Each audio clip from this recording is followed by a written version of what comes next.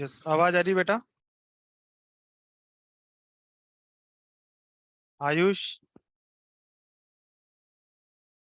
Audible?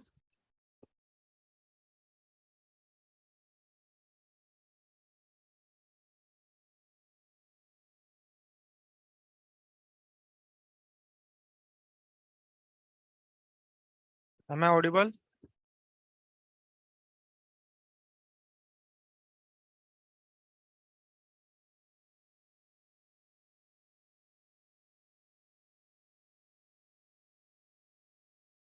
Yes, आवाज आ रही है क्या?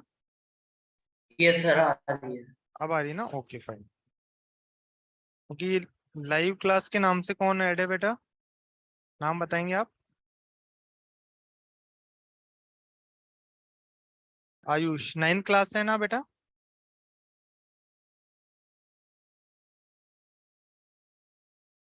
Ayush yes sir, yes sir, 9th? 9 class. 9th, okay. प्रतिष्ठा जैन 9th?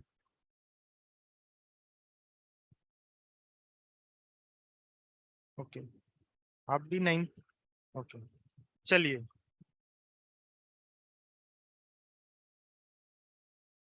आगे बढ़ते हैं।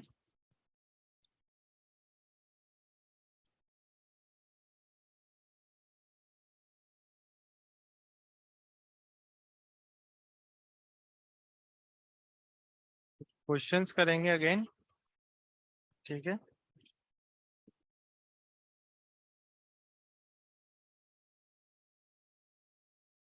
क्वेश्चन है,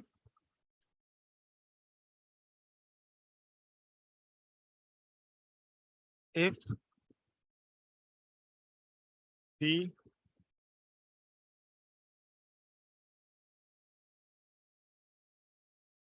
perpendicular distance of if the perpendicular distance of point P, sir ये 9th का है ना? यस 9th से है ना? प्रतिष्ठा जैन 9th से है ना बेटा आप? Not there. if the perpendicular distance of point P from x axis is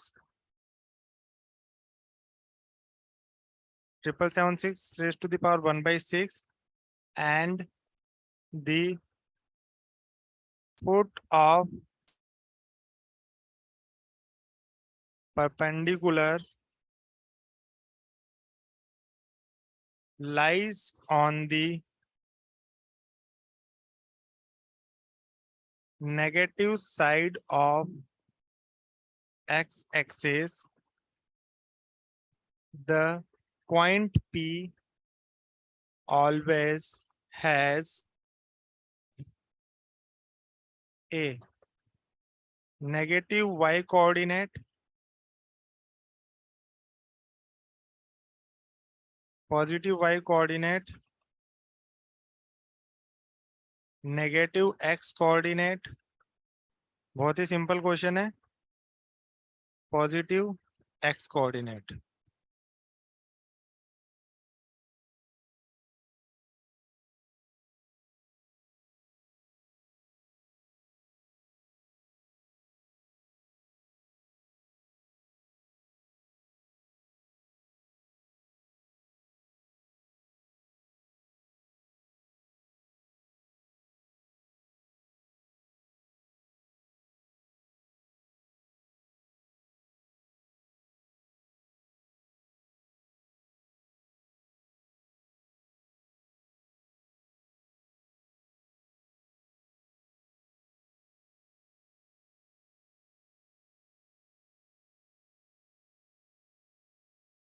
हाँ जी, क्या ऑप्शन होगा बेटा?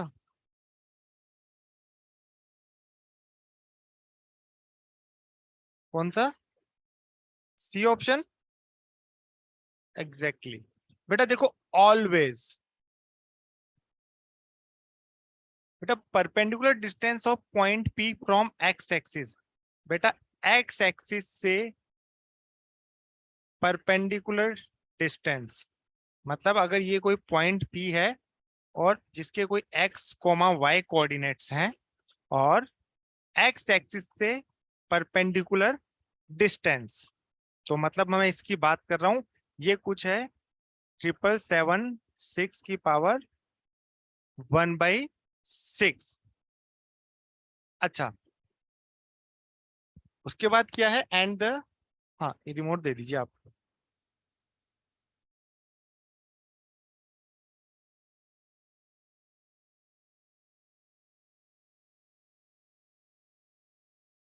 ठीक, हाँ, and lies on the negative side of x axis.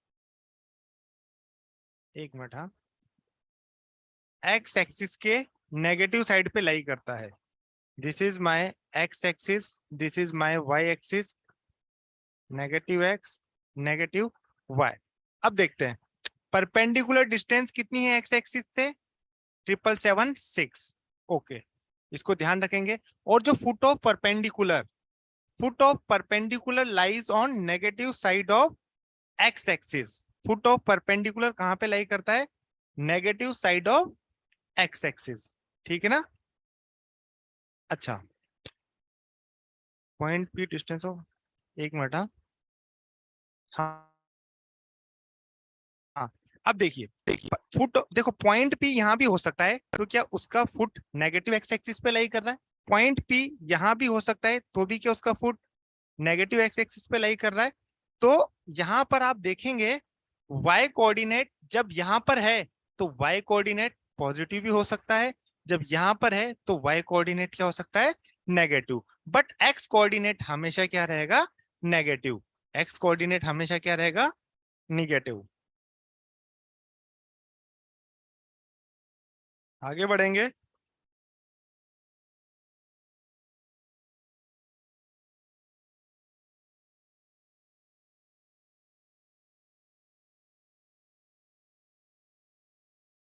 Basic question है, अमन gave 40% of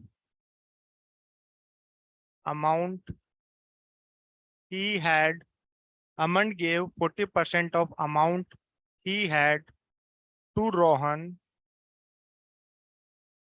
Rohan in turn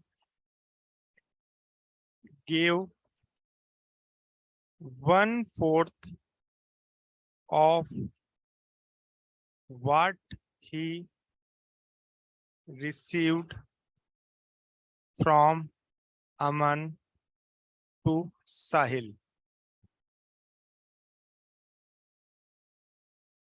After paying 200, after paying 200 to taxi driver, after paying 200 to taxi driver out of amount he got from Rohan, Sahil now has 600 left, now has rupees 600 left with him. How much amount did, जितना lengthy question है उतना ही simple है ना, लेंदी है बस, बहुत simple है। एक वर्ड प्रॉब्लम है बेटा, कितना बेटा, बहुत बहुत सही है ना, बिल्कुल सिंपल लैंग्वेज है, बिल्कुल आपके पास सिंपल लैंग्वेज नजर आ रही होगी आपको।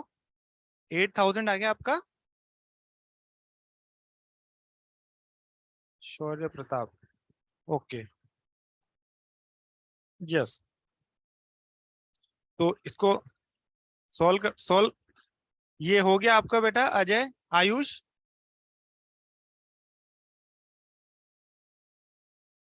एक्चुअली मेरे को स्क्रीन क्लियर नहीं दिख रही सर, मेरे थोड़ा नेटवर्क का इशू हो रहा है sir. Okay, network issues there, आप इस क्वेश्चन को ट्राई करिए बेटा ओके। जल्दी, है ना।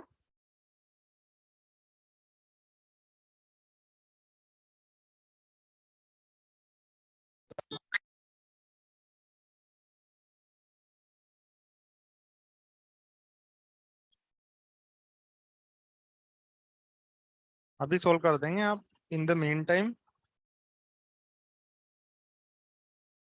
एक ये क्वेश्चन है, कॉमन क्वेश्चन है 8th और 9th के लिए, ट्राई कर सकते हैं।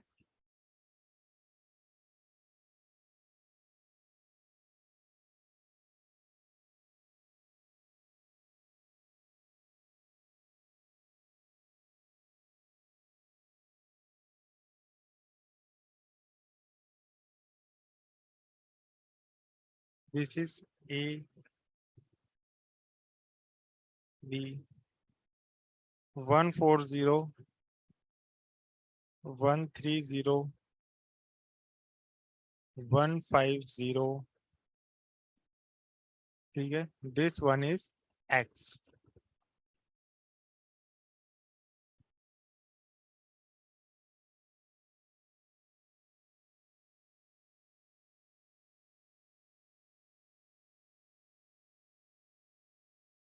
यस, ट्राई करेंगे।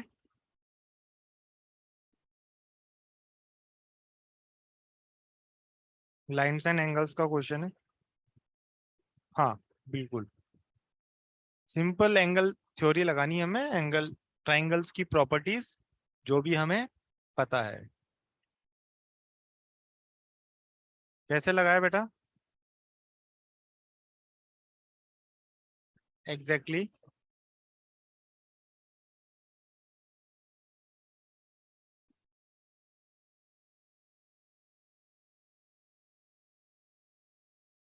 बिल्कुल बिल्कुल, एग्जैक्टली exactly, ठीक है ना। बिल्कुल, जैसा कि आप बोल रहे हैं कि दिस वन इज 30, ठीक है ना, linear pair. This one is 50 and this one is 40। अब मैं बात करूं इसकी, ये मेरे लिए एक क्या है बेटा, क्वाड्रिलेटरल है। ये पूरा मेरे लिए क्या है, ए बी, इसको सी दे दिया, इसको डी, ये क्या है बेटा, क्वाड्रिलेटरल है। क्वाड्रिलेटरल के सारे एंगल्स का सम कितना होता है, 360, ठीक है। तो 50 प्लस 40 प्लस 30 प्लस ये वाला एंगल है ना, ये अगर ये x है तो ये कितना होगा बेटा, 360 माइनस एक्स। ये आप इसको ना y ले लीजिए, कोई दिक्कत नहीं है। इस एंगल को कितना ले लेंगे, y, इसका सम कितना होगा 360, 5 और 120, तो y की वैल्यू आ जाएगी 240। अब हमें पता है किसी पॉइंट के जो अराउंड एंगल होता है दैट इज 360, तो ठीक है ना। तो 240 प्लस एक्स कितना होना चाहिए, 360। एक्स की वैल्यू कितनी आ गई, एक्स की वैल्यू कितनी आ गई, 120।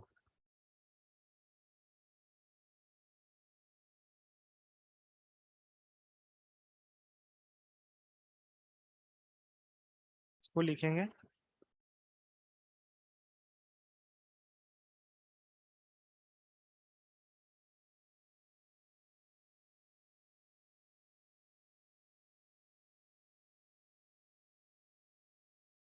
यस, ये आंसर आ गया बेटा। कितना आ रहा था यस इसका सर। कितना आ सही रहा था, था। 8000, हाँ ठीक है ना, 8000 इज द आंसर। हाँ जी, अच्छा, अभी क्लास के बाद ले सकते हैं आप मुझसे, है ना। ठीक। हाँ जी बिल्कुल, चलिए एक क्वेश्चन लिखिए।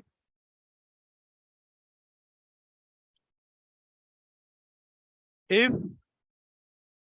The sum of, common question है, if the sum of all angles of a, sorry, if the sum of all angles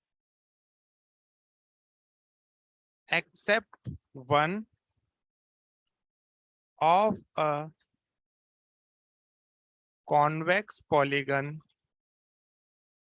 is 2180 degree, then find number of sides of polygon.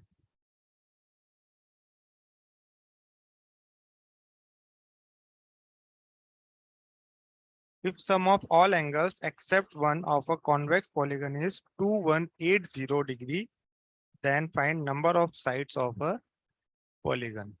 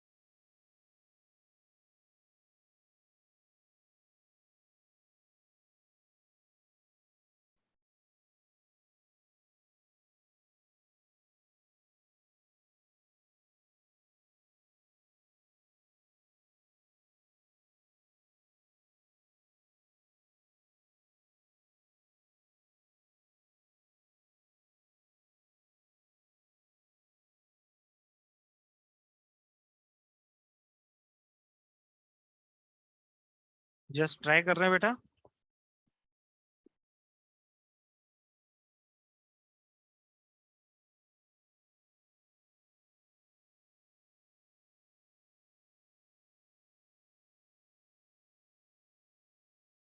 Shaurya, sir 15.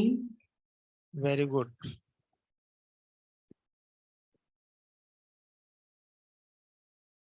Yes, sir, 15. हाँ जी बेटा. 15 कैसे निकाला बेटा 15? सब 180 into n तो minus सारे angle एक, हाँ सर 180. टोटल साइड n मान ली तो सर फिर n into 12 से 18 into n minus 1 x is equal to sir वैसे कर दीजिए. देखिए, अच्छा पहले तो मुझे पता होना चाहिए व्हाट इज कॉन्वेक्स पॉलीगन. पहले मुझे पता सर होना, 180 से कम होना चाहिए sir. Each interior angle is less than 180 degree. ठीक है. 180. अच्छा, तो लेट नंबर ऑफ साइड्स हम मान लेते हैं n. तो देखो, each interior angle of a polygon, each interior, each interior angle की नहीं है, sum of all interior angles देख लेते हैं हम. Sum of all interior angles कितना होता है? n-2 into 180. Sum of all interior angles कितना होता है किसी भी पॉलीगन का? n-2 into 180 degree. अब देखिए आप, ये तो है सारे इंटीरियर एंगल्स का सम. देखिए बेटा, ये क्या है? Sum of all interior angles. उसमें से मैंने सब्ट्रैक्ट किया 2180. ये 2180 क्या है?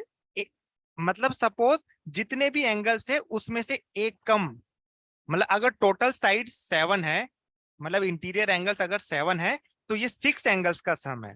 देखेंगे ना आप, 210 क्या है? Sum of all angles accept 1. एक के अलावा बाकी सब एंगल्स का क्या है? ये सम है. बेटा देखिए, सारे एंगल्स का सम तो ये है, और सबके अलावा, एक के अलावा बाकी सबका सम कितना है? ये. तो इसको जब मैं सब्ट्रैक्ट करूंगा तो क्या मेरे पास रिमेनिंग एंगल आएगा? बेटा टोटल में से इसको सब्ट्रैक्ट कर दूं तो क्या मेरे पास रिमेनिंग एंगल आएगा? और मुझे पता है that should be less than 180 degree, क्योंकि मेरा जो एंगल आएगा वो 180 डिग्री से लेस आना चाहिए, क्योंकि मेरा पॉलीगन कौन सा है?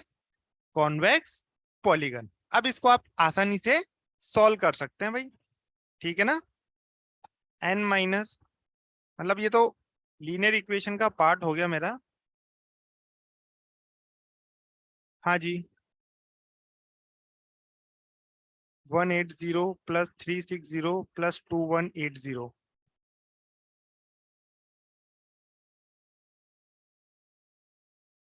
26.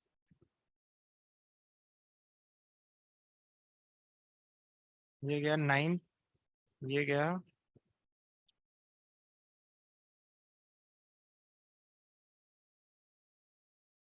ठीक है, तो n आया 136/9।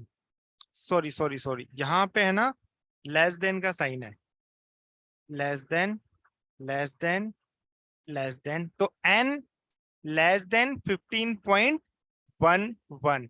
जो नंबर ऑफ साइड्स हैं वो लेस देन कितना आना चाहिए, 15.11। मतलब इंटीजर कितना होगा बेटा हमारा 15, नियरेस्ट इंटीजर कितना होगा हमारा 15। देखिए आप n इक्वल टू, यहाँ पे देखिए आप n लेस देन 15.11 आ रहा है, तो हमने n इक्वल टू 15 ही क्यों लिया बेटा, 14 क्यों नहीं लिया? n लेस देन 15 है ना, 15 का मतलब 14 भी हो सकता, n लेस देन 15.11 है, n लेस देन 15.11 है, तो हमने n इक्वल टू 15 ही लिया, 14 क्यों नहीं लिया? तो इस अगर हम 14 इंटू 180 करेंगे तो सर 2180 से कम है। बहुत ही बढ़िया बेटा, आप अगर n इक्वल टू 14 लेंगे ना, तो ये कितना आएगा, सारे इंटीरियर एंगल्स का सम 14 माइनस 2 मतलब 12 इंटू 180। तो ये जो आएगा आपका प्रोडक्ट वो 2180 से क्या आएगा, लेस आएगा, इसलिए आप 15 ही लेना पड़ेगा। ठीक है ना, 14 आप कंसीडर भी नहीं करेंगे। ठीक है, एक 9th के लिए लिखते हैं,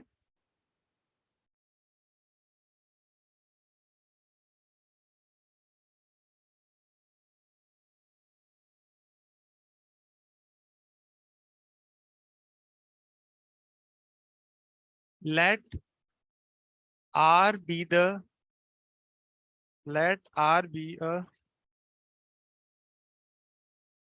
root of equation x square plus 2x plus 6 is equal to 0.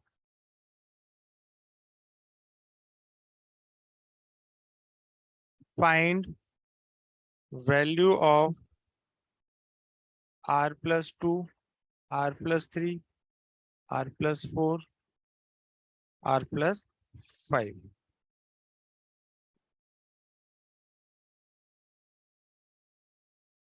r अगर इसका रूट है, then you are going to find the value of r plus 2, r plus 3, r plus 4, r plus 5 का product की value.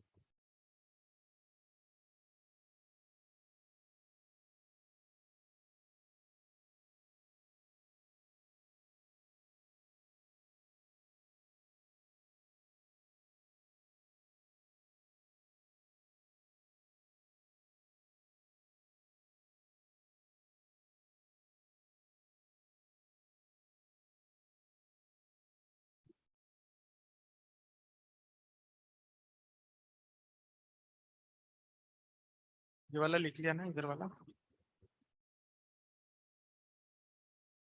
एक 8 के लिए question लिख देते हैं।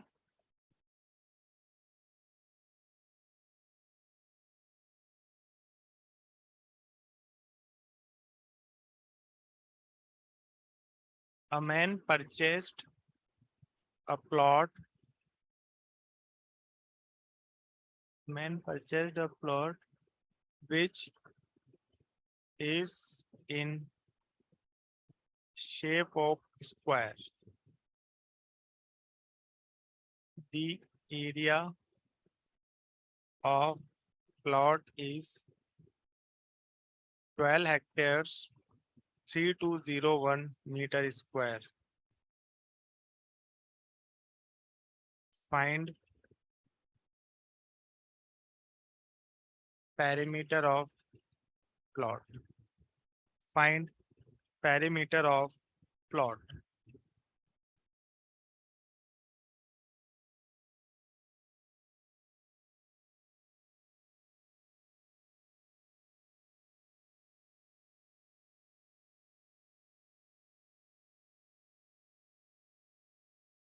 आप ये करेंगे 9, 8।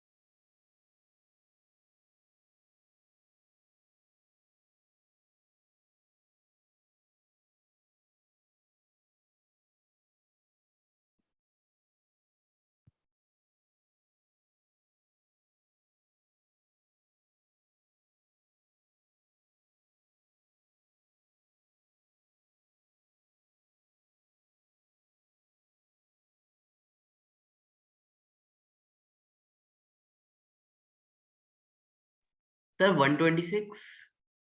बेटा किसका आंसर बता रहे हैं आप? इस सर ये आर हो रहा था, 9th हो रहा। कितना बता रहे हैं? 126। 6। Yes sir. हाँ आई थिंक 126 ही आंसर इसका।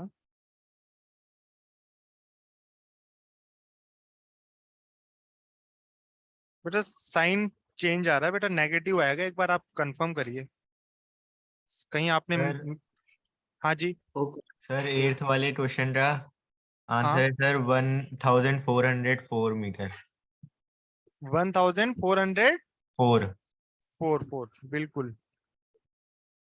This one is correct. इसका बेटा आप आंसर एक बार चेक करें, कहीं आपने साइन की मिस्टेक कर दी है कहीं पे। ओके सर, एक देख लो। हाँ जी, सब सही किया है।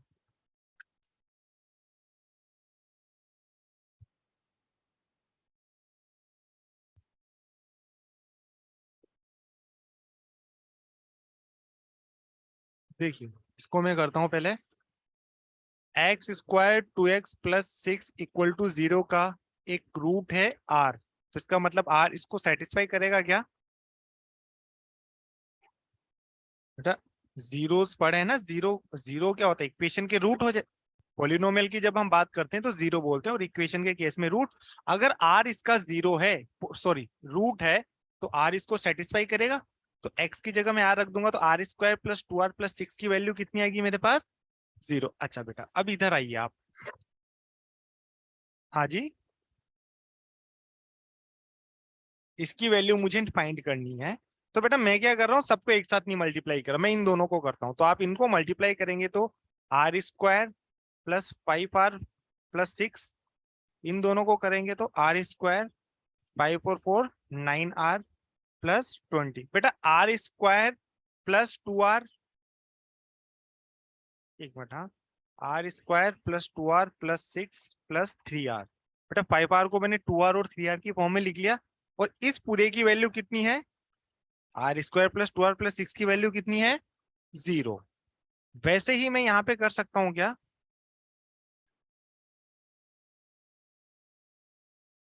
2r और 7r 9r 6 और 14 20, इसकी भी वैल्यू कितनी?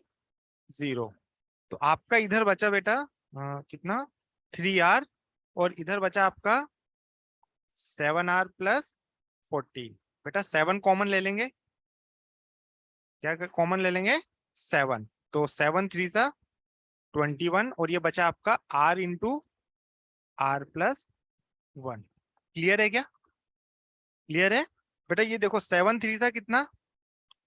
r square plus r, again r square, sorry sorry sorry, यहां से 7 कॉमन लेंगे तो यहाँ पर 2 बचेगा। कितना बचेगा बेटा? 2। तो ये होगा r स्क्वायर प्लस 2r। तो r स्क्वायर प्लस 2r की वैल्यू 6 उधर जाएगा तो कितनी होगी? -6। तो 21 इंटू -6। तो आंसर कितना बताया था आपने? माइनस का 126। आपने सिर्फ साइन की मिस्टेक करी है, otherwise this one is okay. अच्छा, हमें सिर्फ एक रिलेशन पता होना चाहिए, हेक्टेयर्स और मीटर स्क्वायर में क्या रिलेशन होता है? Sir 1 hectare is equal to 10,000 metre square. That's it, 1 hectare equal to 10,000 metre square. Area आपको गिवन है बेटा 12 हेक्टेयर्स, मतलब 12 इंटू 10,000 प्लस 3201, पूरा किसमें आ गया हमारा?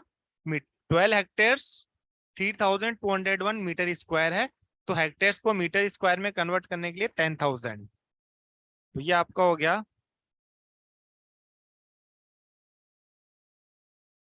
मीटर स्क्वायर में, और ये आपका आएगा 123,201 मीटर। एरिया है जिसकी साइड अगर मैं ए मान लेता हूं तो ए स्क्वायर कितना है? इतना। तो साइड मेरी आएगी 123,201 का स्क्वायर रूट। स्क्वायर रूट कितना है बेटा हमारा? 351। 351। बेटा नेगेटिव वैल्यू भी आएगी, बट नेगेटिव को हम कंसीडर नहीं करेंगे because side can't be negative. अगर साइड ए आई है तो perimeter will be 4 times of A. 702 into 2 मतलब 1400। 4 बिल्कुल सही हमारा आंसर है। Note it down.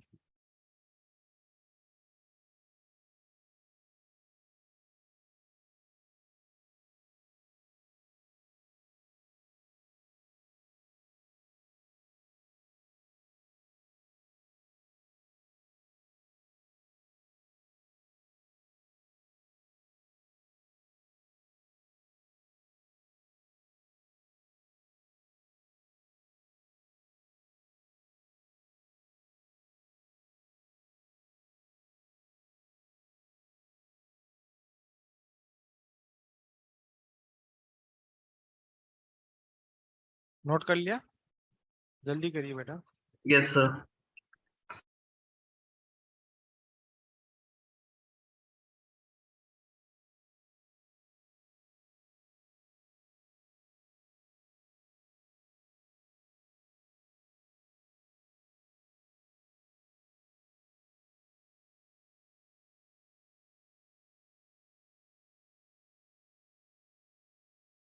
दो मिक्स्ड फ्रैक्शंस हैं जिनका प्रोडक्ट इज 12, है ना?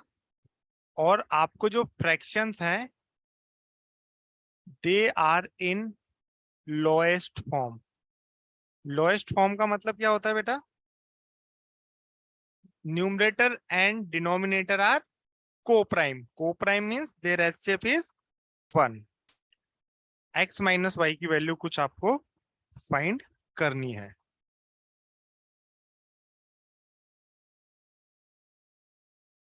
कॉमन क्वेश्चन है बट थोड़ा सा सोचना है बस हमें, है ना? दो मिक्स्ड फ्रैक्शंस का प्रोडक्ट इज 12।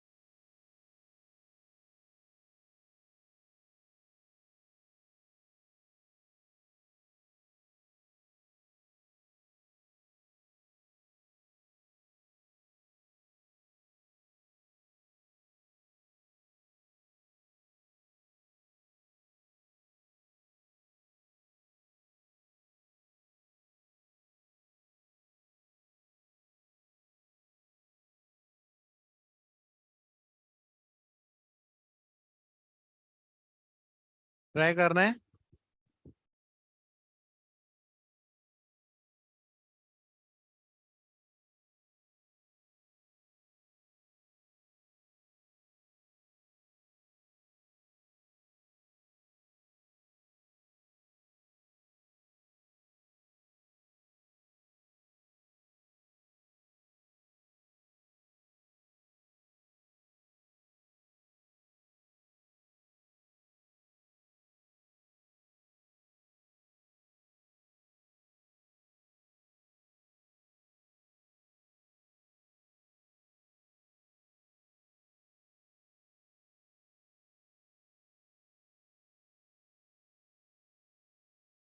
चलिए देखिए, आप इसको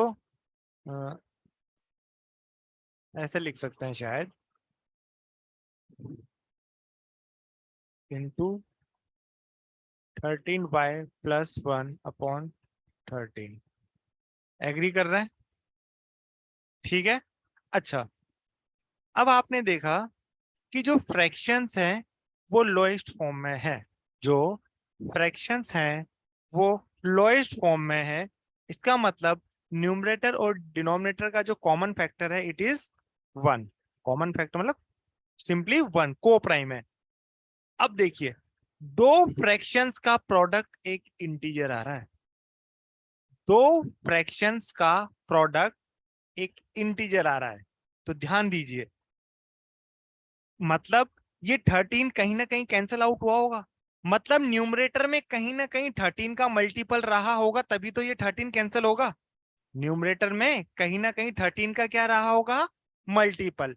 और सिमिलरली इधर न्यूमरेटर में कहीं ना कहीं किसका मल्टीपल रहा होगा, एक्स का। अब देखिए, एक्स का मल्टीपल यहां तो नहीं हो सकता, एक्स का मल्टीपल ये तो नहीं हो सकता, क्योंकि ये क्या है बेटा, को प्राइम। ये दोनों क्या है आपस में, को प्राइम दिया हुआ है ना, फ्रैक्शंस लोएस्ट फॉर्म में है।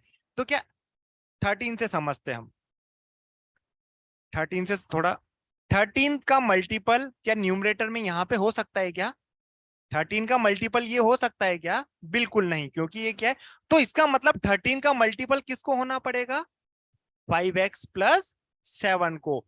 5x प्लस 7 को क्या 13 का मल्टीपल होना पड़ेगा बेटा, तभी तो 13 कैंसिल होगा ना। तो 5x प्लस 7 को मैंने बोल दिया 13 का मल्टीपल। m कोई नंबर है, m मतलब होल नंबर है, m क्या है, एक होल नंबर। अच्छा, वैसे ही 13y प्लस 1 जो है, क्या वो x का मल्टीपल रहा होगा।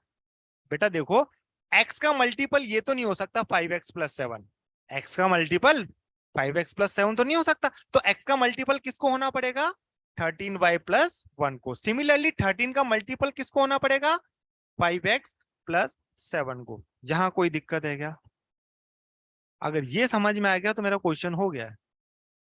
पर x का मल्टीपल 5x प्लस 7 तो हो सकता है अगर x 7 होगा।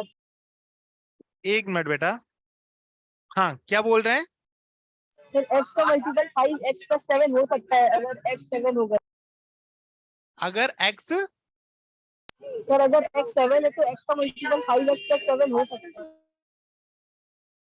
बेटा देखो, आप x कितना लेना चाह रहे हैं, सर 7 लेंगे तो 5x प्लस 7 तो 7 का मल्टीपल है। पर वो क्या कॉमन, बेटा आप x अगर 7 लेना चाह रहे हैं, सपोज आप अगर क्या लेना चाह रहे हैं 7, क्या लोएस्ट फॉर्म में दे रखा है क्या, सर x की पावर, सर x को 1 भी तो ले सकते हैं, तब भी तो। क्या बोल रहे हैं बेटा, एक एक एक करके बोलेंगे तो मैं सुन भी पाऊंगा।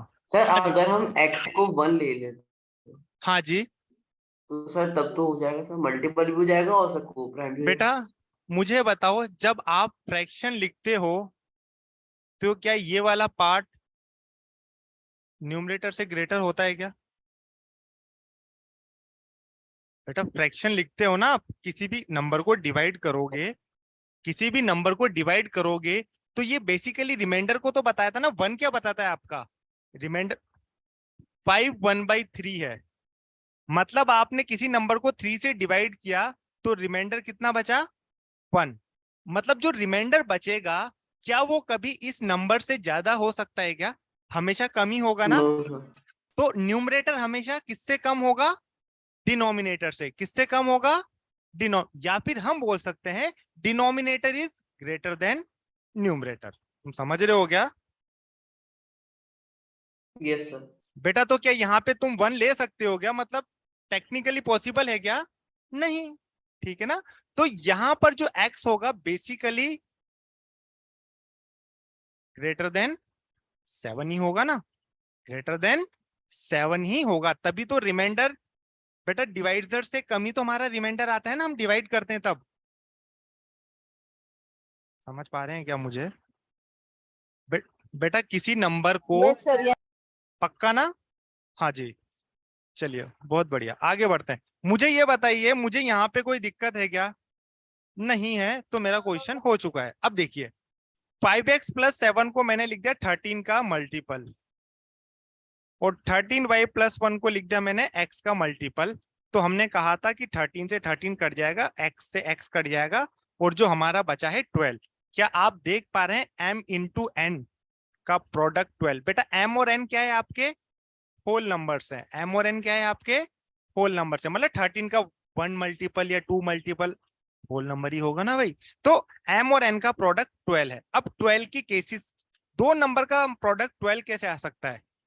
1 इंटू 12 से भी आ सकता है, या फिर 3 इंटू, 6 into 2 या 4 into 3? बिल्कुल एक एक कर देते हैं, सबको स्टार्टिंग से ऑर्डर से लिख देते हैं। 3 इंटू 4 और 4 इंटू 3, 6 इंटू 2। इसके अलावा कुछ पॉसिबल है क्या? अब मुझे एक चीज और बताइए, एक चीज और बताइए, ये x और y, x और y भी क्या आपके इंटीजर होंगे? x Yes, और sir. y भी आपके क्या होंगे बेटा? इंटीजर। ये बोला नहीं गया है, बट मुझे पता होना चाहिए x और y भी मेरे क्या होंगे बेटा? एक इंटीजर होंगे। x और y भी मेरे क्या होंगे? इंटीजर। आप ना m की वैल्यू 1 और n की वैल्यू 12 लेके सोल्व करिए। बेटा देखो, अब मुझे ना थोड़ा लेंदी टाइप की प्रॉब्लम है। आप इसको m मान रहे हैं और इसको क्या मान रहे हैं? n। m की वैल्यू 1 लेके सोल्व करेंगे। m की वैल्यू क्या सोल्व करेंगे? 1। तो 5x प्लस 7 इक्वल टू कितना आएगा? 13। 5x प्लस 7 इक्वल टू कितना आएगा? 13। तो x की वैल्यू कितनी आई? 6/5। इंटीजर है क्या? इंटीजर है क्या? तो क्या ये पॉसिबल है क्या? नहीं। x की वैल्यू 2 ले, सॉरी m की वैल्यू 2 ले लीजिए। 13 to the 26। 5x plus 7 equal to 26। तो 5x की वैल्यू कितनी आई? 17। 17/5। क्या ये भी पॉसिबल है क्या? नहीं। 3 से करें क्या? 39 में से 7 जाएगा, 13 3 जा 39, 39 में से 7 गया तो 32। 5x इक्वल टू 32, ये भी पॉसिबल नहीं है। 4 से करो, 13 4 जा 52, 52 में से 7 गया तो 45। बिल्कुल बैठ रहा है मेरा। बेटा हम इसको चेक कर रहे हैं। 5x plus 7 equal to m की वैल्यू कितनी? 4। 13 4 जा 52। तो 5x कितना आ गया भाई? 45। तो x की वैल्यू कितनी आ गई? 9। इंटीजर आई क्या? इंटीजर कंसीडर करनी ना मुझे। x की वैल्यू 9 आ गई, तो x की वैल्यू तो 9 रखेंगे, साथ के साथ m की वैल्यू भी कितनी रखेंगे आप? 3। m की वैल्यू भी सॉरी सॉरी n की वैल्यू 3, और x की वैल्यू कितनी थी? 9। x की वैल्यू आपने निकाली ना 9, n की वैल्यू 3। तो 13y प्लस 1 इक्वल टू 9 3 जा 27। तो 13y 26, y की वैल्यू आई 2। तो x प्लस वाई मतलब मेरा आंसर हो गया 11। ठीक है, x माइनस वाई, एक minute, x minus y sorry.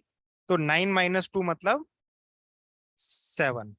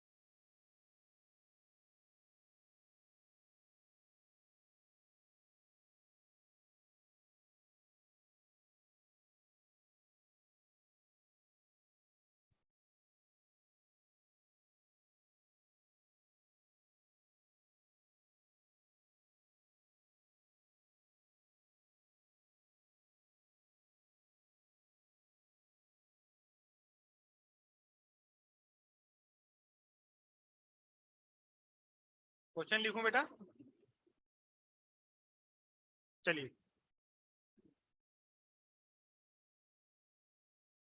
तो कॉमन क्वेश्चन लिखेंगे।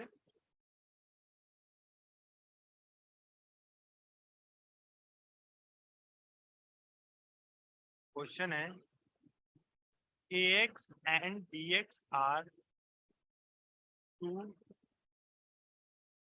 adjacent sides of a polygon of a regular polygon बेटा, प्लीज, है ना, regular polygon.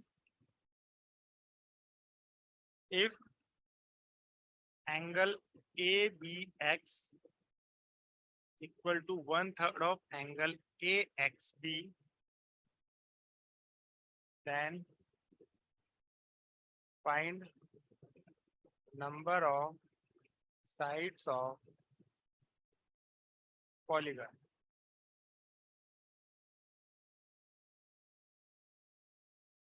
Find number of sides of polygon.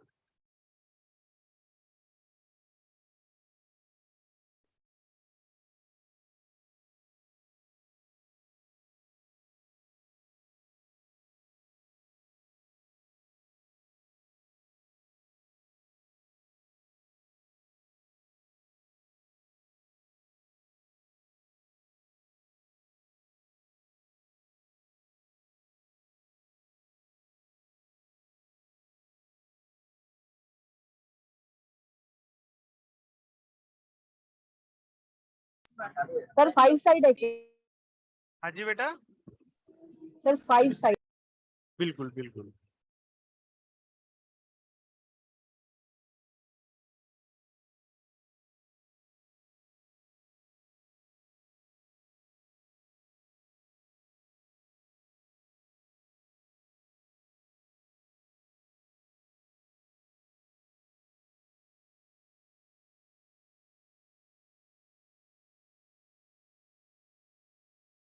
Type आ गया ना?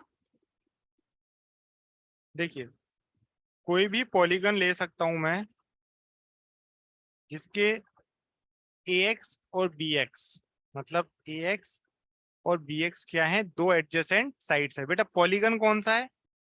रेगुलर। तो क्या ऑल साइड्स आर इक्वल? हमें बोला गया है, मुझे पॉलीगन की साइड्स नहीं पता, डजंट मैटर, एंगल ABX जो है 1/3 ऑफ AXB है, AXB का 1/3 है। तो ठीक है, अगर AXB को 3x मान लेते हैं तो ABX उसका 1/3, मतलब कितना हो जाएगा? x। दो इक्वल साइड्स हैं तो इनके ऑपोजिट एंगल्स भी कितने होते हैं? इक्वल। तो 5x इक्वल टू 180 हो जाएगा आपका सम ऑफ ऑल एंगल्स इज। तो x की वैल्यू कितनी आ जाएगी बेटा? 36। x की वैल्यू कितनी आ गई? 36। उसके बाद कैसे निकाला आपने? x की वैल्यू आ गई 36। तो बेटा देखिए आप, ये एंगल कितना होगा? 3 इंटू 36 मतलब कितना? 108। हमें पता है बेटा, अब देखो कोई पॉलीगन है, कोई भी पॉलीगन ले लो, उसका interior angle plus exterior angle का सम कितना होता है? 180 डिग्री। कितना होता है बेटा? 180 डिग्री। अगर इसका इंटीरियर एंगल 108 है तो एक्सटीरियर एंगल कितना होगा बेटा? 72 डिग्री। क्योंकि बेटा interior angle plus exterior angle का सम कितना होता है? 180 डिग्री। तो ये इंटीरियर एंगल अगर 108 है तो इसको कितना होना पड़ेगा? 72।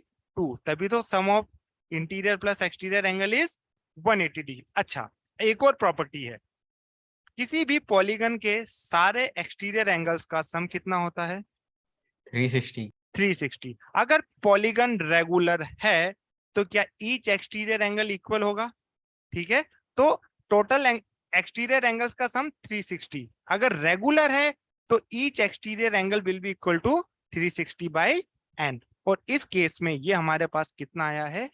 72 डिग्री। तो n की वैल्यू आएगी कुछ 7 5 जा 3 5, मतलब n की वैल्यू बिल्कुल 5 पे हम प्रोसीड कर रहे हैं। n की वैल्यू 5 पर हम प्रोसीड कर रहे हैं।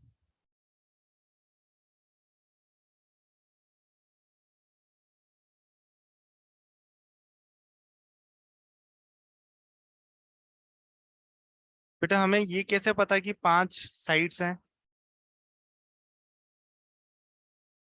हाँ कैसे?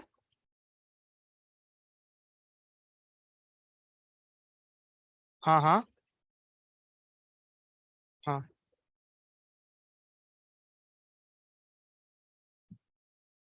ठीक है ठीक है ना? चलिए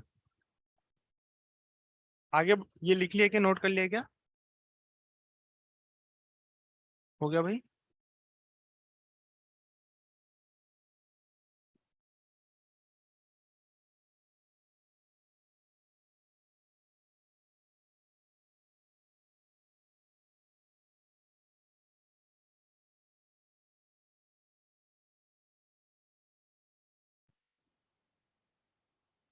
ट्रायंगल लिखेंगे आप।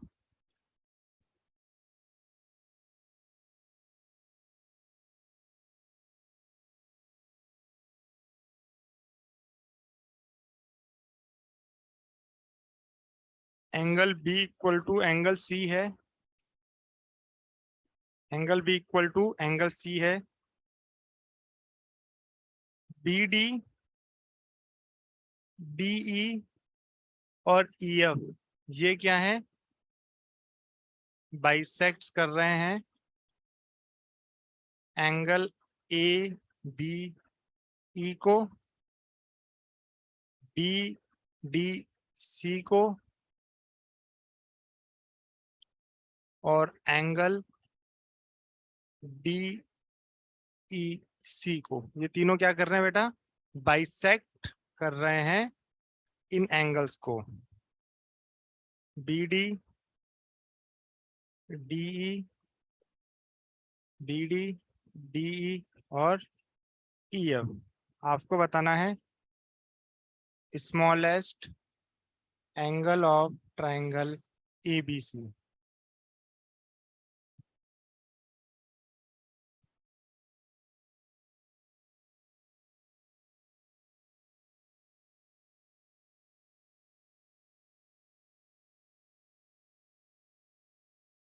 एक मिनट, हाँ एक और दिया हुआ है कुछ,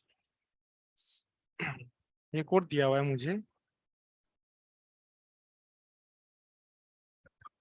sorry, EF equal to EC.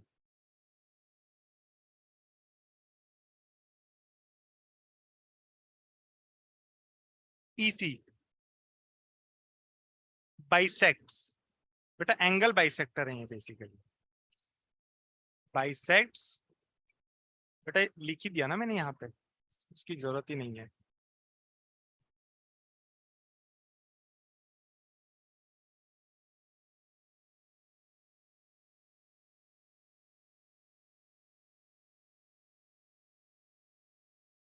Sir options क्या क्या है?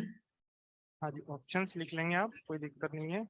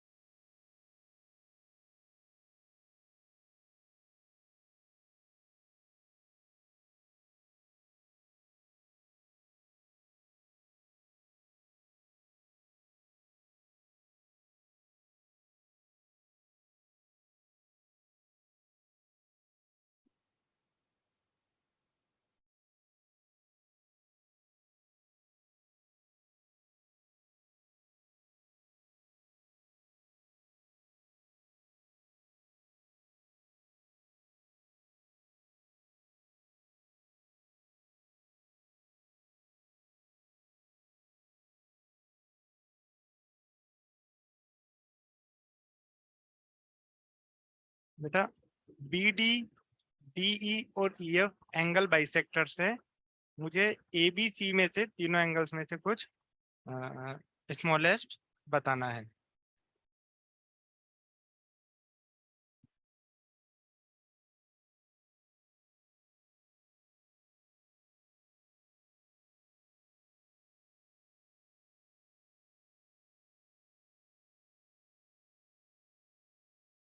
सर 18 है। 18 नहीं। हाँ बिल्कुल। कैसे निकालेंगे बेटा, बताइए। सही आया बिल्कुल। देखिए एंग बिल्कुल एंगल बी और एंगल सी इक्वल है, तो आप एंगल सी को एक्स मान सकते हैं। तो क्या पूरा एंगल बी भी एक्स होगा? और हमें पता Yes, है sir. B D angle bisector है, तो ये x/2 होगा और ये x/2 होगा। बेटा ये दोनों एंगल सेम होंगे ना, तो इसको अगर x माना है तो ये कंप्लीट एंगल भी कितना होगा, x।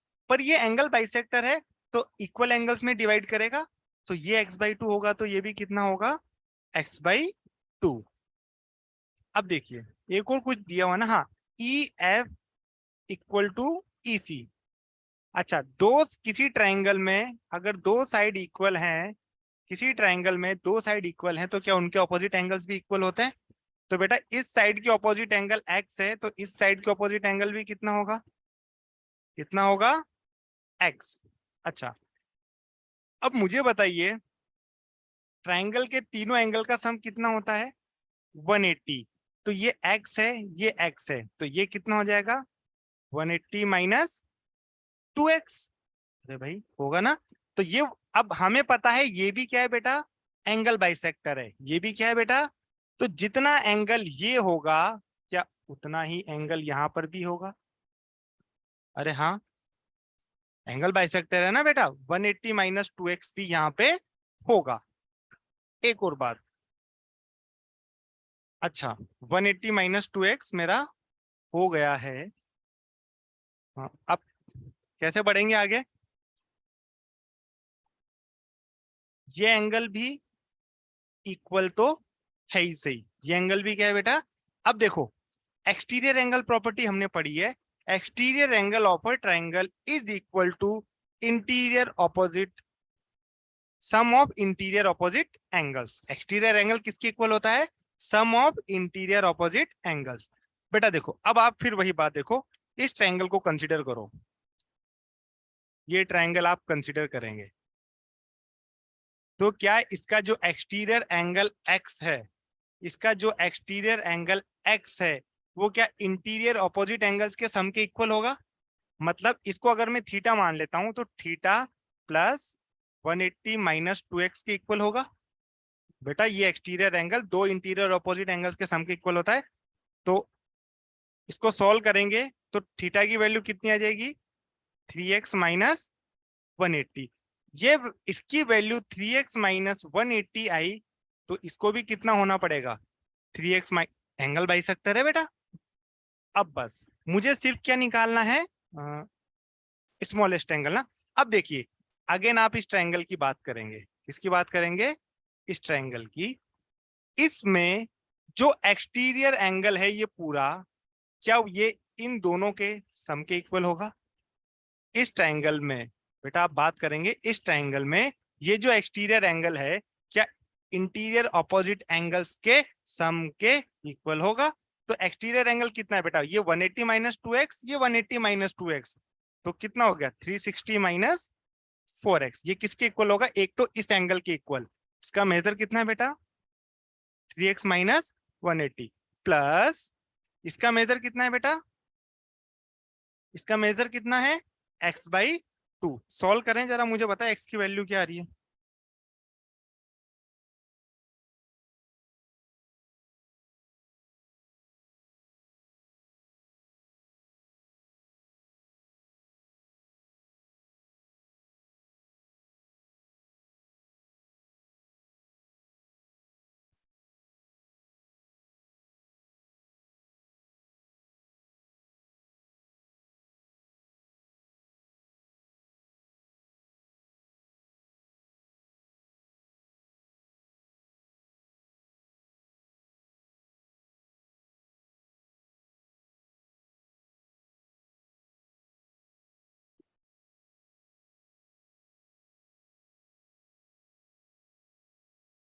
एक्स की वैल्यू निकालें जल्दी।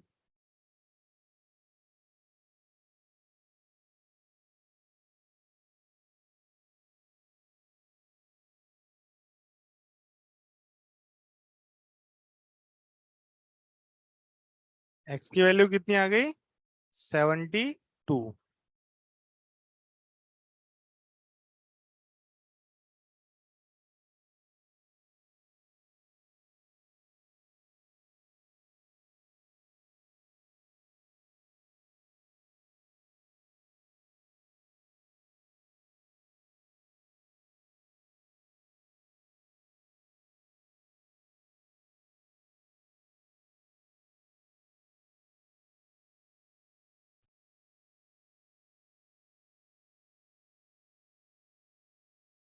चलिए, एक्स की वैल्यू कितनी आ गई बेटा?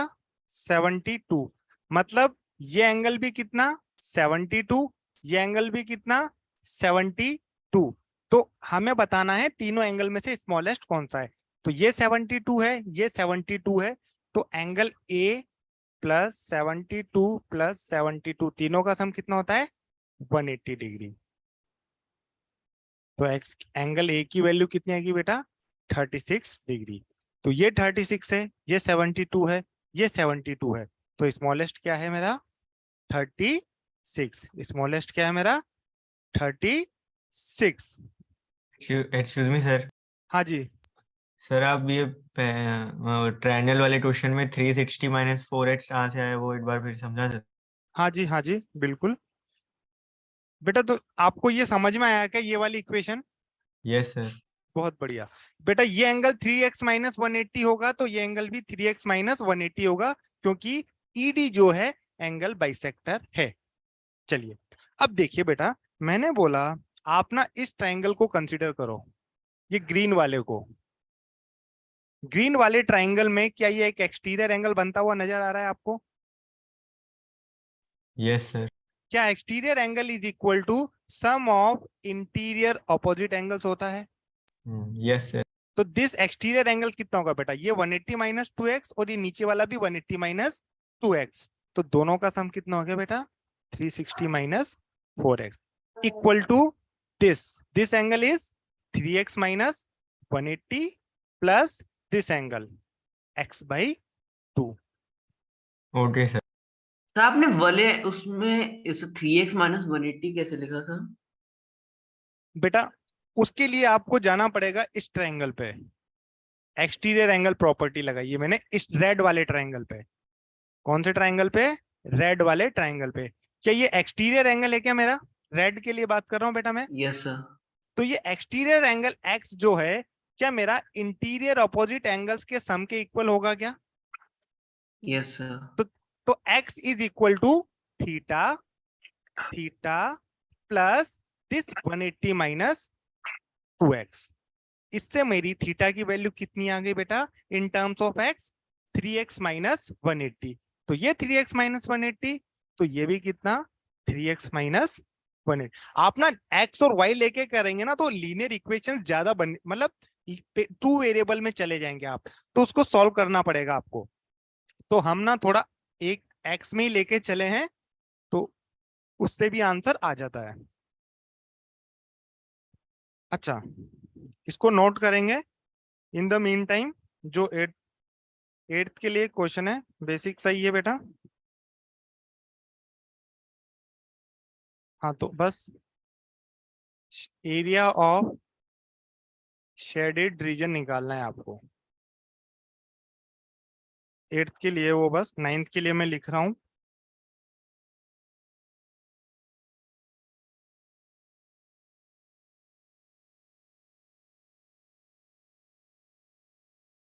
इसको लिख चुके हैं क्या आप? चलिए,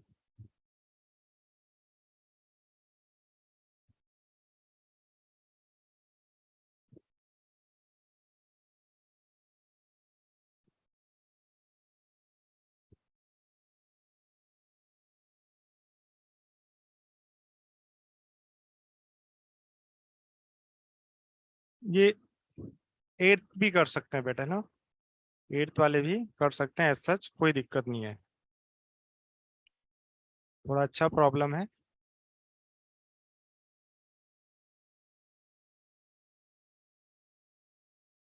स्टेटमेंट दी हुई है एज सच, कुछ स्क्वायर नहीं दिया हुआ है, बट ठीक है ना।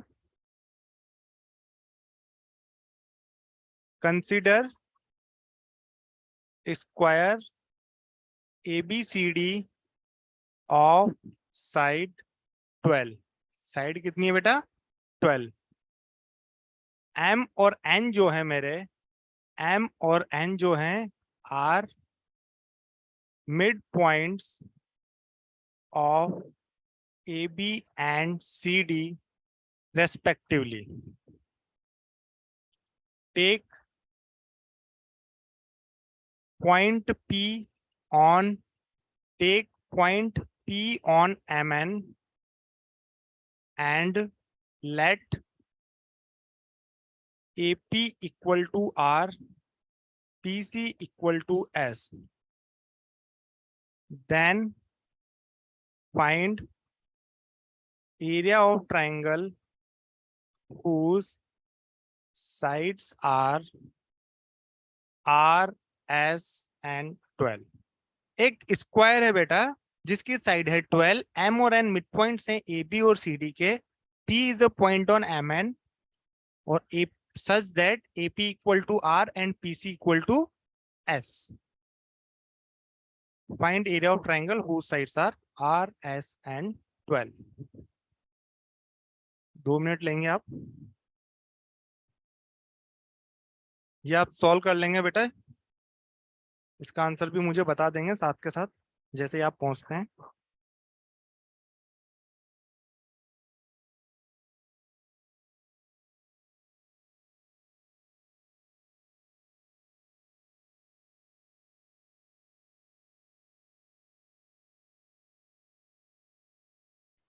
सर ट्राइंगल कौन सा था ये, RSN12? बेटा क्या बोल रहे हैं आप? सर ये RSN12 वाला सा ट्राइंगल कैसे आएगा सर 9th वाले में? नाइन्थ सॉरी, हाँ कोशिश करें बेटा, थोड़ा सा मुझे सोचना है, बस एक पार्ट ही मुझे सोचना है ना, बस वही मुझे सोचना है वो ट्राइंगल कैसे बनेगा। अगर वो आपने सोच लिया तो आपका क्वेश्चन विद इन सेकंड्स हो जाएगा। बस ये एक ही पार्ट है, मुझे पता लगाना होगा वो ट्राइंगल कौन सा होगा, क्योंकि आपको लग ही नहीं रहा होगा RS और 12 वाला तो कोई ट्राइंगल, अगर फिगर बना के मैंने सोचने की कोशिश की होगी तो मुझे नजर नहीं आ रहा होगा, बट मैं एक हल्की सी एप्लीकेशन लगाऊंगा तो मेरा काम हो जाएगा।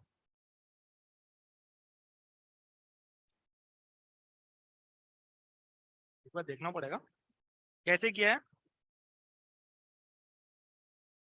एक मिनट, हाँ 72 तो नहीं है बेटा,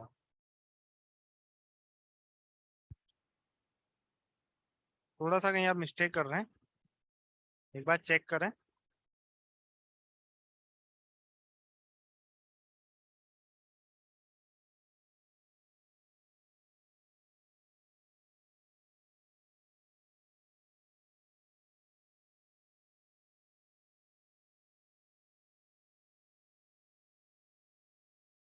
ABCD, दिस इज M। बेटा इंटीजर आंसर है मेरा, इंटीजर आंसर है ना। एरिया आएगा परफेक्ट इंटीजर, आप कह सकते हैं होल नंबर। साइड है बेटा 12, M और N क्या है मेरे मिड पॉइंट्स हैं, और P कोई पॉइंट है MN पर,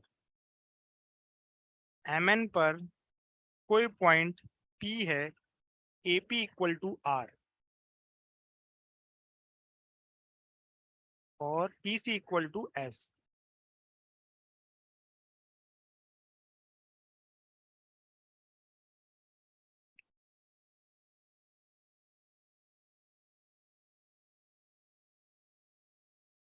तो मुझे हेल्प करेगा?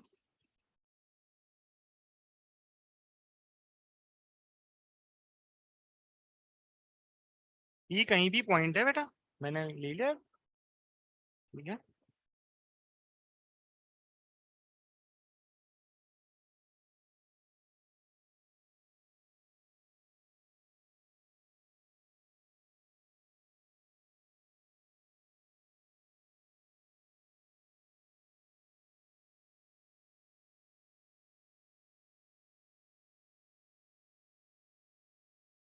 हाँ जी,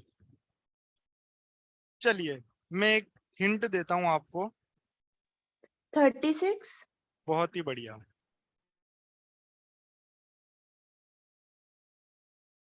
मैंने क्या कर दिया, इसको ज्वाइन कर दिया, P और B को, P और B को मैंने ज्वाइन कर दिया।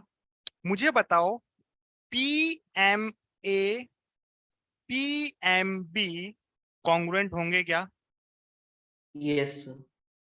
PMA PMB ट्रायंगल कॉन्ग्रुएंट होंगे क्या? यस कौन सर सी होंगे। कौन सी कॉन्ग्रुएंसी से? Sir S SAS। वो एंगल कौन सा बेटा, एंगल कितना होगा? सर एंगल ये लो सर, PMA वाला होगा हाँ नहीं, मतलब इसकी वैल्यू कितनी होगी, सर 90। कैसे होगी? सर क्योंकि वो दोनों मिड पॉइंट्स हैं। तो बेटा स्ट्रेट लाइन थोड़े ना, मैं एम को बेटा देखो, मुझे बताओ क्या हमने पैरेललोग्राम की बात तो सही बोल रहे हो आप, गलत थोड़ी ही है। देखो क्या AB और CD इक्वल है, तो मतलब दोनों की लेंथ 12 है, तो BM और CN की लेंथ क्या 6 है क्या? और क्या ये दोनों आपस में पैरेलल भी हैं क्या? बेटा अगर सेम पेयर ऑफ साइड्स, अगर same pair of sides parallel भी होते हैं और इक्वल भी होते हैं, तो वो मेरा क्या बन जाता है, क्या बन जाता है, पैरेलल। पहले तो आप क्या बोलोगे, सर पैरेललोग्राम है। बेटा ये दोनों आपस में पैरेलल भी हैं और ये दोनों आपस में इक्वल भी हैं। अगर same pair of sides parallel और इक्वल हैं साइमल्टेनियसली, तो given quadrilateral is a parallelogram. क्या है बेटा, वो एक पैरेललोग्राम। बहुत बढ़िया। अब पैरेललोग्राम के को इंटीरियर एंगल्स का सम कितना होता है? पैरेललोग्राम के एडजेसेंट एंगल्स का सम कितना होता है? 180। 180। तो ये 90, तो ये भी कितना होगा, 90। तो वो पैरेललोग्राम जिसका एक एंगल 90 होता है उसको हम क्या बोल देते थे, रेक्टेंगल। उसको क्या बोल देते थे हम, रेक्टेंगल। इसलिए ये 90 डिग्री है, तो ये भी कितना, 90 90 90। अच्छा, अब देखो आपने बोला कि सर ये दोनों ट्रायंगल कॉन्ग्रुएंट हैं, PMA is congruent to triangle PMB। कौन सी कॉन्ग्रुएंसी से बताया आपने मुझे, SAS। तो क्या ये अगर साइड R है, तो ये साइड भी कितनी हो जाएगी आपकी, R। बेटा देखो ना, AP और PB, AP और PB इक्वल हो गए क्या? लिखना आता है ना बेटा मुझे ये सब। तो AP इक्वल टू किसके, PB। तो क्या आपको अब एक ट्रायंगल, ये साइड कितनी है बेटा, 12। क्या आपको एक ट्रायंगल नजर आ गया क्या, जिसकी साइड्स RS और 12 है, RS और 12 है, आ गया क्या? अब यस सर। चलिए चलिए एक और, एक तो तरीका है, हम अगर मैं 8 पे लेवल पे सोचता हूं, तो मैं क्या इस रेक्टेंगल के एरिया में से, मैं क्या इस रेक्टेंगल के एरिया में से इन दोनों को सब्ट्रैक्ट कर दूं, तो क्या इसका एरिया मेरे पास आ जाएगा क्या? यस रेक्टेंगल के एरिया में से मैं इस दोनों को सब्ट्रैक्ट कर दूं, तो क्या मेरे पास आ जाएगा क्या? ये तो मैं 8th लेवल पे सोच लेता हूँ। 9th लेवल पे क्या मैं सोचूंगा, ट्राइंगल और पैरेललोग्राम सेम बेस पर हैं और बिटवीन सेम पैरेलल लाइंस हैं, तो क्या एरिया ऑफ ट्राइंगल हाफ होता है क्या पैरेललोग्राम का? Yes sir. तो इस पूरे का एरिया कितना होगा बेटा, 12 इंटू 6 कितना, 72। तो ट्राइंगल का कितना होगा, हाफ ऑफ 72 मतलब 36। ये समझ में आया क्या? और या फिर आप इसका एरिया भी निकाल सकते हैं और इसका भी निकाल सकते हैं। बेटा इन दोनों की हाइट 12 है ना, इस पूरी हाइट कितनी है, 12। तो इसको h ले लेंगे, तो ये कितनी हो जाएगी, 12 माइनस h। वैसे भी आप निकाल सकते हैं। बेटा बस ये एक पार्ट मुझे सोचना था कॉन्ग्रुएंसी का, बाकी मेरा काम बहुत ही आसान हो गया है ना। तो मेजर पार्ट था वो मुझे सोचना। ये मैं थोड़ा PMA है, और ये PMB है। ये ऑर्डर लिखना हमें आता है एग्जैक्टली। Very good. इसका आंसर कितना है बेटा? 8th।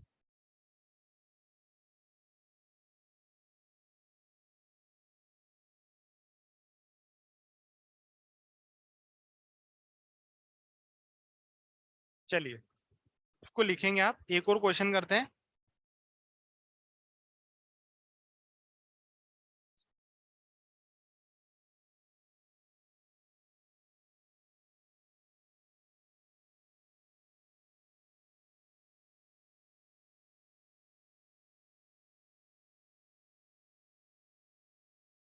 बेटा लिख चुके हैं क्या?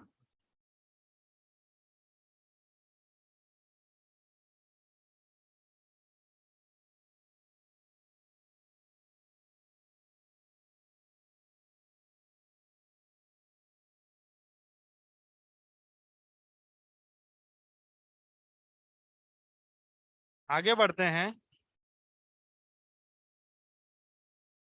A regular octagon is formed by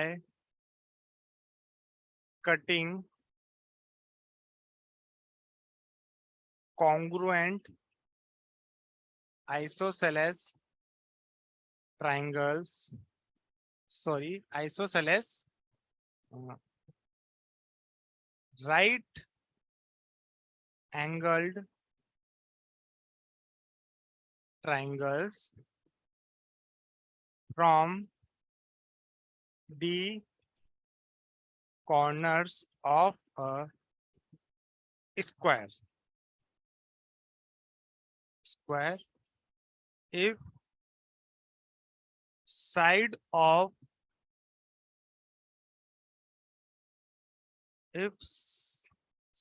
square has length 1, then side length of octagon। एक स्क्वायर है, उसके कॉर्नर से कौन से ट्राइंगल कट किए बेटा मैंने? Isosceles right angle triangle. एक स्क्वायर के कॉर्नर से isosceles right angle triangle cut किए, तो उससे क्या बना? एक ऑक्टागन। देखिए मैं बनाने की कोशिश करता हूं, बाकी आप करेंगे।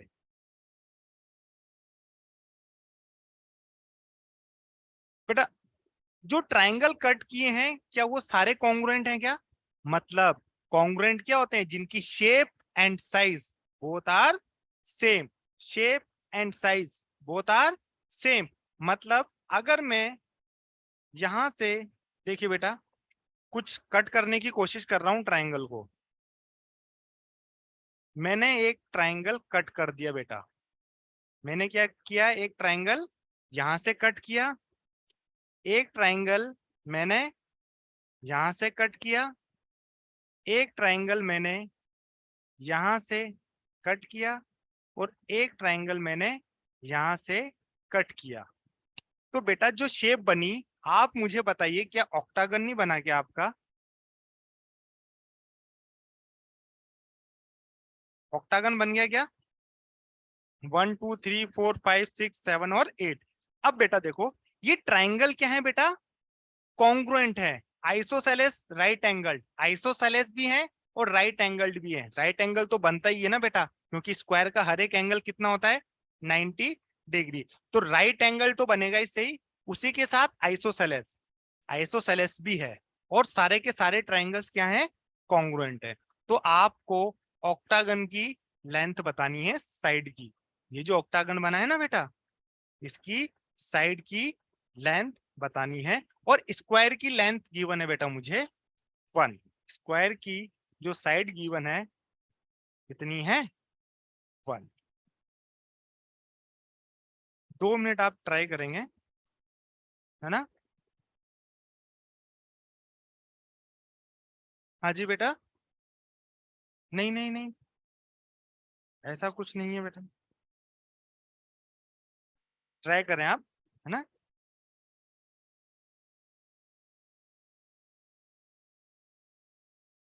एट्थ के लिए लिख देता हूं मैं।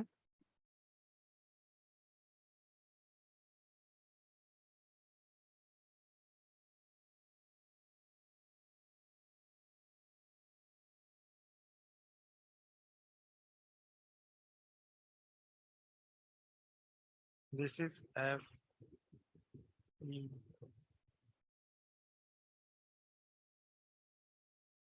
आपको बताना है एट्थ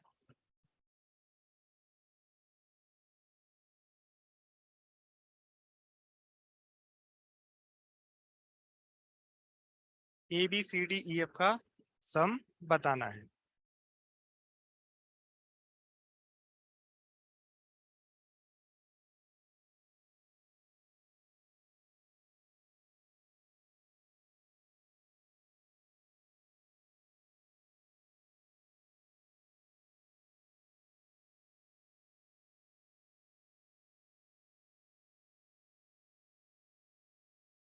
ऑप्शन दे देता हूं आपको।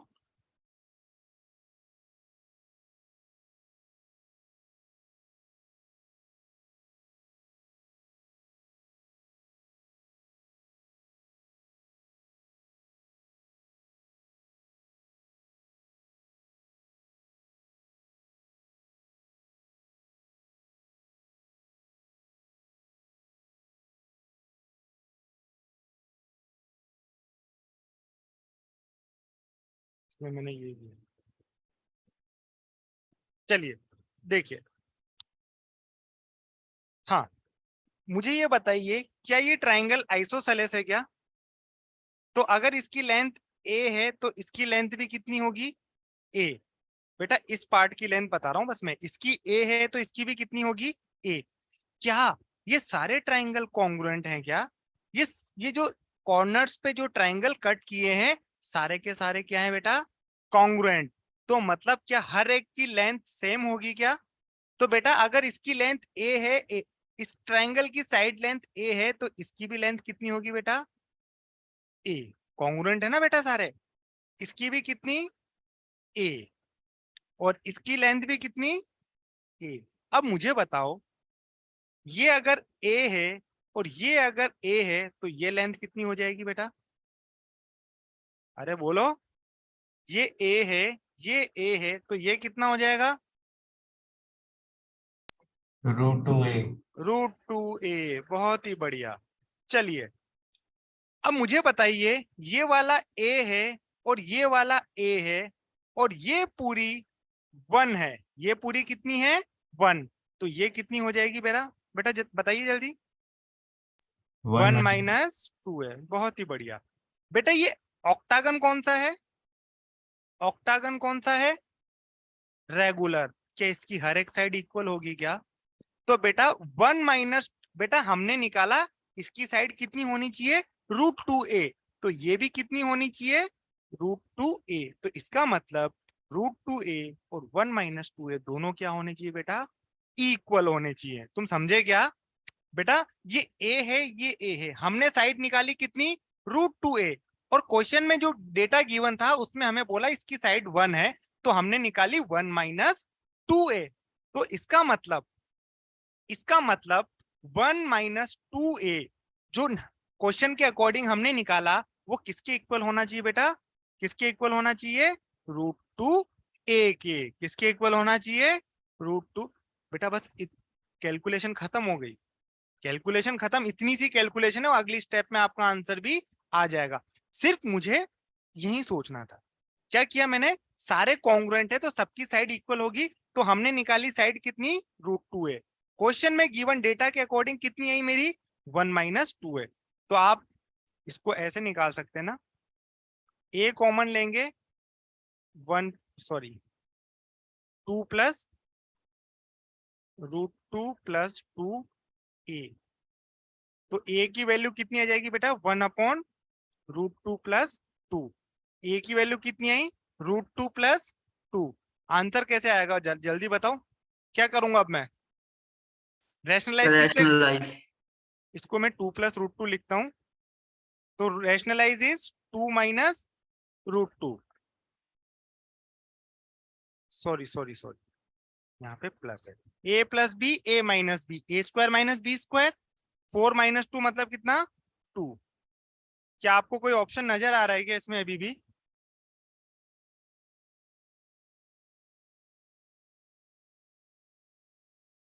क्या कॉमन लोगे? √2 कॉमन ले लिया हमने, क्या कॉमन ले लिया बेटा? √2 कॉमन ले लिया, बहुत बढ़िया। तो √2 माइनस 1 अपॉन √2 का स्क्वायर है ये, है ना? तो भी आपका आंसर कितना आया?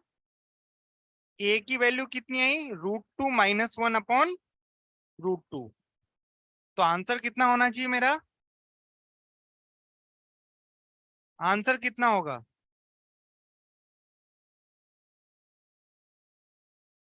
कुछ तो बोलो। तुम्हें बेटा साइड निकालनी है ऑक्टागन की। किसकी साइड निकालनी है? ये ए किसकी साइड आई है बेटा? आइसोसेलेस ट्रायंगल की। ए किसकी साइड आई है? आइसोसेलेस ट्रायंगल की। और पहला ही ऑप्शन मुझे यहाँ पर मिल जाता है, √2 माइनस 1 अपॉन 2। क्या मुझसे ये पूछा है क्या? साइड लेंथ किसकी पूछी मुझसे? ऑक्टागन की। सर ऑक्टागन की, ऑप्शन बी आएगा ना? हाँ बिल्कुल वही बता रहा हूँ बेटा मैं। ऑक्टागन की साइड लेंथ कितनी है? √2a।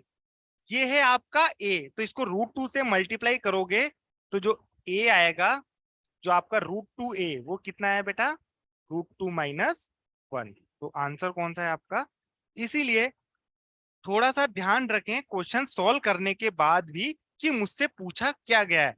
ये जो a आया आपका √2 माइनस 1 अपॉन √2, तो ये यहाँ पर नहीं है मेरा ऑप्शन कुछ भी। मुझसे पूछा गया √2 टाइम्स ऑफ a, मतलब ऑक्टागन की साइड। तो जब आप उसको सॉल्व करेंगे तो you will get the answer √2 minus 1। ठीक है, ठीक। इसको यहीं पे स्टॉप करते हैं, अगली क्लास में हम थोड़ा और सर ज्योमेट्री इसका पे। आंसर 180 आएगा सर, इधर जो क्वेश्चन है? बिल्कुल बिल्कुल बेटा, बिल्कुल। इसका मैं बता देता हूँ, कोई दिक्कत नहीं है बेटा। इस एंगल को आप, इस a है ये b है, तो इसकी वैल्यू कितनी होगी बेटा? 180 माइनस a माइनस b। ये एंगल E है, ये F है, तो इसकी वैल्यू कितनी होगी? 180 माइनस E माइनस F। और ये एंगल कितना होगा? 180 माइनस C और माइनस D। बेटा देखो ये स्ट्रेट लाइन है, तो ये जो एंगल होगा, क्या यही एंगल नहीं हो जाएगा वर्टिकली ऑपोजिट एंगल्स? तो 180 माइनस C माइनस D ये है, तो ये भी कितना होगा? 180 माइनस C माइनस D। अब ये पूरा एक स्ट्रेट एंगल है, ये पूरा क्या है बेटा? एक आपका स्ट्रेट एंगल है। तो आप ऐसा लिख सकते हैं कि this plus this equal to कितना? 180 डिग्री। तो 180 minus a minus b, 180 minus c minus d, plus 180 minus d minus c equal to कितना? 180।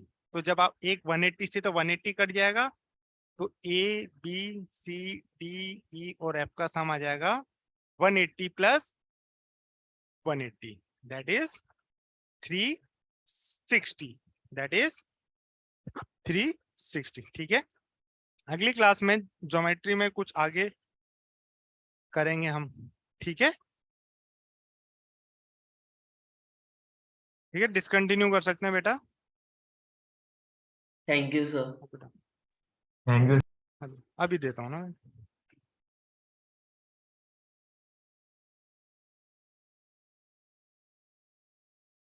हो गया।